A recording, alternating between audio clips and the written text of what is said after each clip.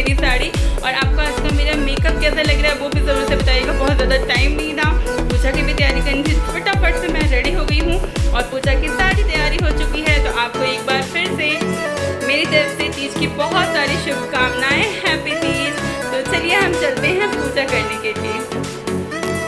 तो आपने देखा ही था कि पहले से मेरी पूजा की तैयारी हो गई थी और अभी मैं आकर के पूजा में बैठ गई हूँ और ये भी हैं साथ में। तो अभी सबसे पहले मैं भगवान को जल वगैरह दे रही थी और कलश का दीपक मैंने सबसे पहले जलाया हुआ था, क्योंकि जब कलश का दिया जल जाता है ना तो फिर पूजा की शुरुआत वहीं से हो जाती है। और उसके बाद मैं चंदन बना रही हूँ भगवान जी को लगाने के लिए। तो मैं सबसे पहले कलश से पूजा स्टार्ट करी हूँ, उसके बाद अपने गौरी गणेश और सिनोरा वगैरह की भी पूजा करूँगी। तो मैं इस बार जो तीज की पूजा है ना वो अपने ही घर में कर रही हूँ, नहीं तो हम लोग मम्मी के यहाँ भी चले जाते हैं। कुछ ऐसा था कि मुझे घर में इस बार करना पड़ा, ये बोले घर पे ही कर लो भी तुम, तो मैं इसलिए इस बार तीज की पूजा अपने यहाँ ही कर रही हूँ। और मैंने जो गौरी मैया का सिनोरा बनाया हुआ है ना, इसमें मैं सिंदूर भर रही हूँ, क्योंकि इसी में सिंदूर भरा जाता है गौरी मैया के सिनोरे में, और इसमें से ही सुहाग लिया जाता है। तो मैं इसमें अच्छी तरह से सिंदूर भर ले रही हूँ ताकि जो भी रहेगा ना वो लगा लेंगे, और जो बचा हुआ बाकी का सिंदूर रहेगा वो सारा सिनोरा में मैं अपने भर लूँगी। तो आप देख सकते हैं कि मैंने अपना सिनोरा भी जो है पूजा के पास में रखा है। तो किसी भी पूजा में ना अपना सिनोरा ज़रूर रखना चाहिए।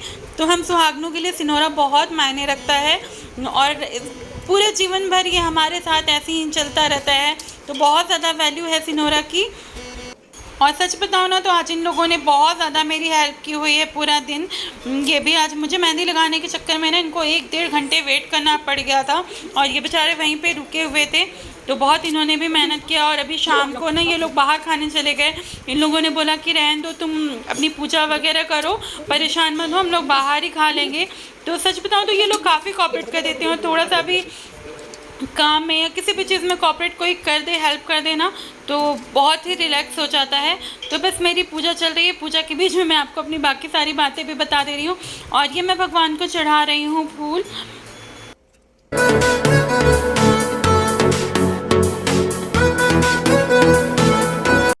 और अब मैं भगवान को चढ़ा रही हूँ वस्त्र। तो ये जो भगवान को चढ़ाते हैं ना, तो इसमें गौरी मैया का जो वस्त्र होता है, इसको जो भी व्रत या पूजा करता है ना वो मतलब अपनी आंचल में बांध लेता है।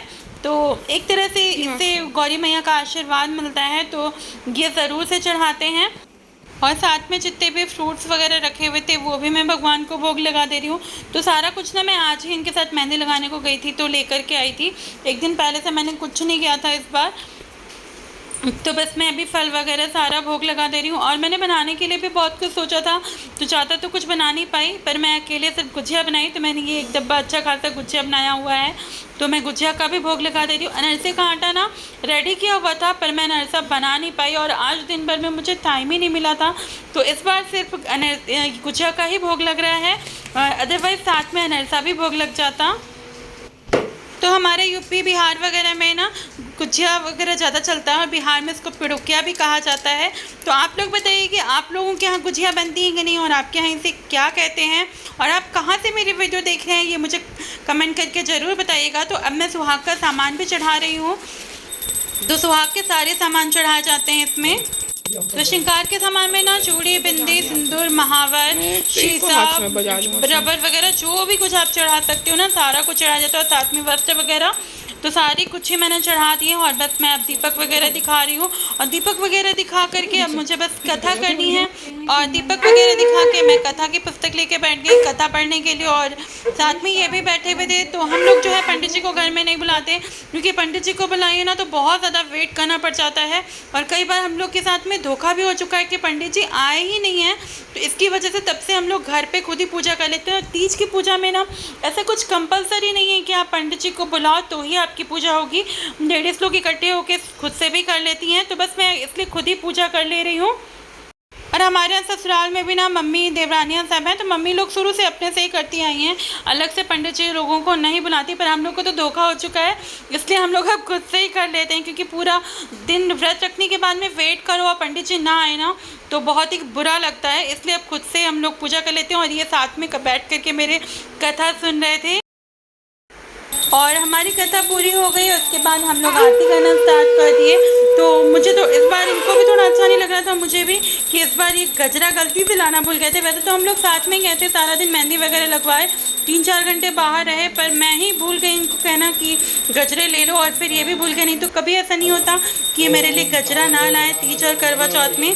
तो इस बार जो है ना मेरा गजरा रह गया था, तो इनको अच्छा नहीं लग रहा था, फिर मैंने बोला कोई बात नहीं है, आप परेशान मत हो, क्योंकि फिर इनको आना जाना पड़ेगा ना। और अभी ये लोग बाहर जाने भी वाले हैं पूजा के बाद डिनर करने के लिए, शुभ और ये, तो इसलिए मैंने बोला छोड़ो, थोड़ी देर में क्यों जाओगे आप परेशान होने के लिए, तो मत जाओ, कोई बात नहीं है। तो हमारी आरती हो गई और मैंने भगवान की परिक्रमा की 3 बार। उसके बाद मैं भगवान को प्रणाम कर ली और आशीर्वाद लिया उनको, और उसके बाद में पापा आए हुए थे तो उनका भी पैर छुआ, और साथ में मैंने इनके भी पैर वगैरह छू लिए।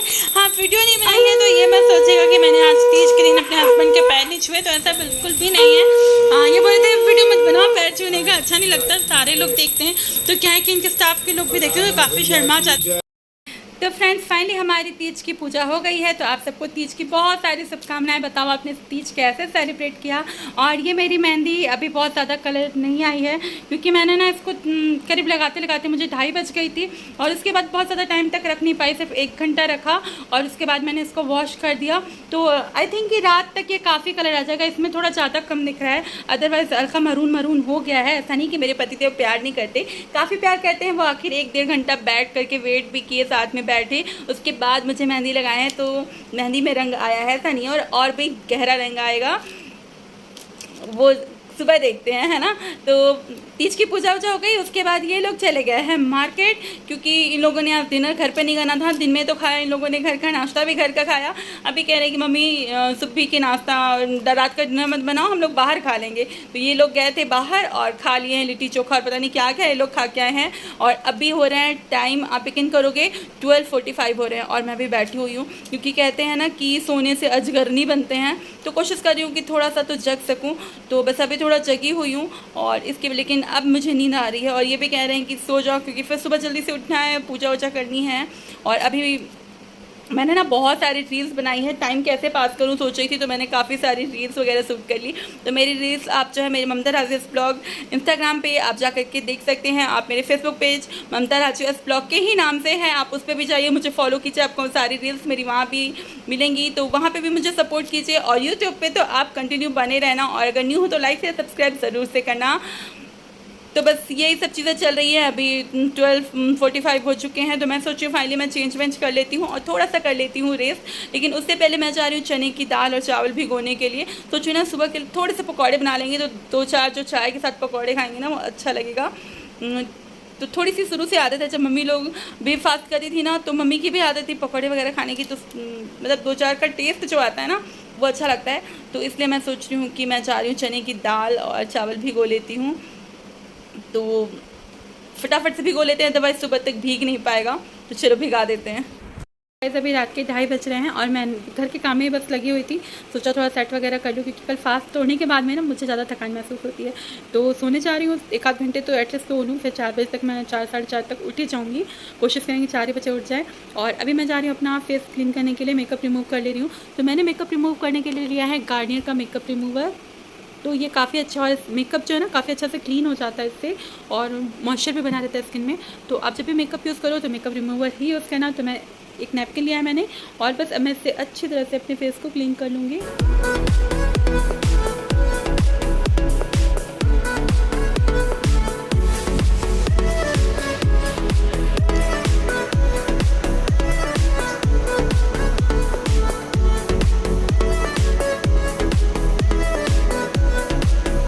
मेकअप जो है काफ़ी अच्छा रिमूव हो चुका है, बिल्कुल क्लीन हो गई है स्किन। और अब बस मैं लिपस्टिक को भी क्लीन कर दे रही हूँ।